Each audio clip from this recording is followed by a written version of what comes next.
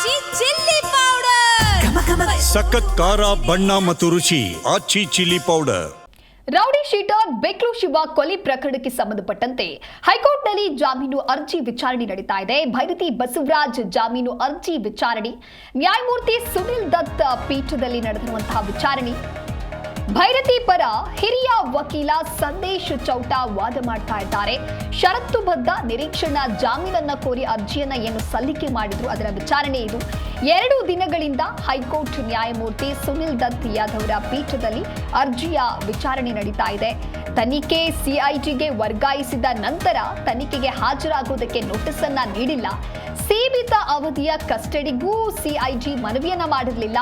ಕೆಲವೊಂದಿಷ್ಟು ಷರತ್ತು ವಿಧಿಸಿ ನಿರೀಕ್ಷಣಾ ಜಾಮೀನನ್ನ ನೀಡಬಹುದು. ತನಿಖೆಗೆ ಒಪ್ಪದೆ ಹಾಜರಾಗುವಂತೆ ಷರತ್ತು ಕೂಡ ವಿಧಿಸಬಹುದು. ಸೀಮಿತ ಅವಧಿಯ ಕಸ್ಟಡಿಗೆ ಒಳಗಾಗುವಂತೆ ಷರತ್ತು ವಿಧಿಸಬಹುದು ಅಂತ ಹೇಳಿ ವಾದಿಸಲಾಗಿತ್ತು.